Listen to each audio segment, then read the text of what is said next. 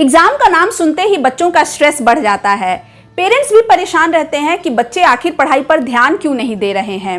सच तो ये है कि पढ़ाई को अगर सही तरीके से प्लान किया जाए तो एग्जाम बहुत आसान हो जाता है। तो आज हम ऐसे ही 5 प्रैक्टिकल तरीकों की बात करेंगे जिनसे आप अपने बच्चों के एग्जाम की तैयारी बहुत आसानी से करवा सकते हैं, वो भी बिना एक्स्ट्रा प्रेशर डाले।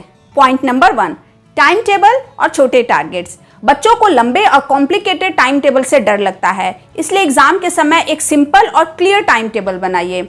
हर सब्जेक्ट के लिए छोटे छोटे स्लॉट बुक कर दीजिए। बड़े चैप्टर को छोटे छोटे हिस्सों में बांट दीजिए। फॉर एग्जाम्पल, अगर ह्यूमन डाइजेस्टिव सिस्टम पढ़ाना है तो पहले डायग्राम रिवाइज करवाइए, उसके बाद फंक्शन याद करवाइए और अंत में पूरे चैप्टर का समरी पढ़ाइए। इसी तरह मैथ्स के 20 सम्स एक दिन में सॉल्व करवाने के बजाय 5-5 सम्स रोज एवरीडे प्रैक्टिस करवाइए। कहने का मतलब है कि एक बार में एक सब्जेक्ट को पूरा करवाने के बजाय 2-3 सब्जेक्ट का एक दिन में छोटा छोटा स्लॉट बना दीजिए। इससे बच्चे को हर रोज छोटे छोटे अचीवमेंट्स मिलेंगे, इससे उसका कॉन्फिडेंस बढ़ेगा। Point number 2, active recall and self explanation. सिर्फ किताब पढ़ लेने से नॉलेज मजबूत नहीं होती है। बच्चों से कहे कि वो अपने टॉपिक्स अपने शब्द में समझाएं। ये कहलाता है एक्टिव रिकॉल। इससे मेमोरी मजबूत होती है। बच्चा समझने लगता है कि किस पार्ट में उससे ज़्यादा दिक्कत है और कौन सा पार्ट उसका स्ट्रॉन्ग है।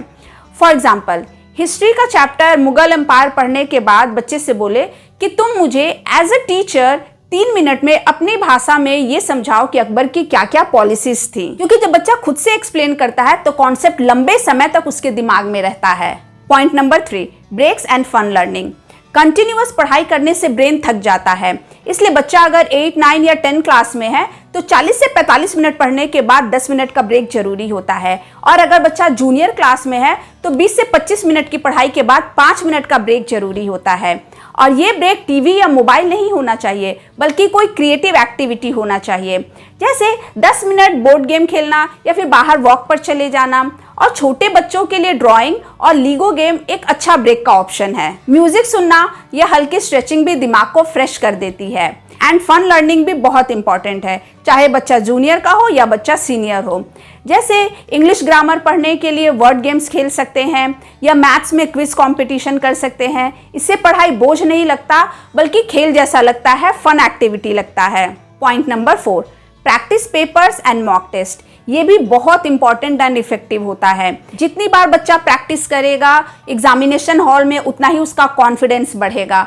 मॉक टेस्ट से बच्चा टाइम मैनेजमेंट सीखता है। इसके लिए संडे को ही घर पर एग्जाम का इन्वायरमेंट बनाइए, टाइमर लगाइए और बच्चे को 1 घंटे का क्वेश्चन पेपर दीजिए। पेपर खत्म होने के बाद सिर्फ मार्क्स पर ही फोकस नहीं करना है, बल्कि बच्चे से पूछिए कि कौन सा क्वेश्चन उसको टफ लगा, कहाँ पे वो अटका, किस क्वेश्चन में कितना समय लगा और कौन सा उससे नहीं हुआ। इससे बच्चे को अपनी स्ट्रेंथ और वीकनेस समझ में आएगी। अगर 10 क्वेश्चन हर रोज सॉल्व करने की हैबिट बन जाए तो फाइनल एग्जाम के समय बच्चे को बिल्कुल भी घबराहट नहीं होगी।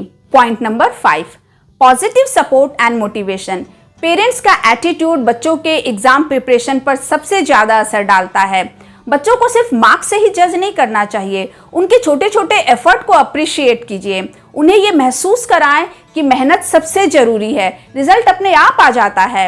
अगर बच्चा 10 सम्स में से 3 गलत कर देता है तो उसको डांटने के बजाय बोलिए, अरे 7 तो सही हो गए, अब चलो इन 3 की भी प्रैक्टिस कर लेते हैं।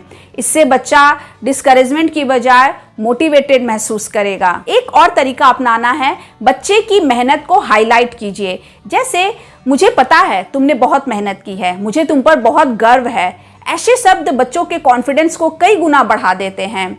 तो दोस्तों, एग्जाम की तैयारी को आसान बनाने के ये 5 सीक्रेट्स हैं। सिंपल टाइम टेबल और छोटे टारगेट्स, एक्टिव रिकॉल और self explanation, breaks and fun learning, regular practice papers and mock test, and last number 5, positive support and motivation.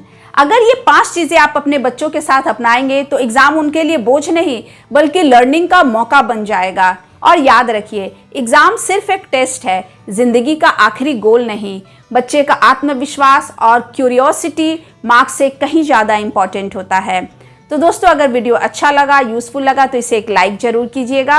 अपने कम से कम एक मित्र के साथ जरूर शेयर कीजिए और वीडियो को सब्सक्राइब कर लीजिए, फॉलो कर लीजिए, क्योंकि यहाँ आपको बच्चों की पढ़ाई और बच्चों के बिहेवियर को अच्छा बनाने के लिए टिप्स मिलते हैं। तब तक के लिए thank you, bye bye and keep watching.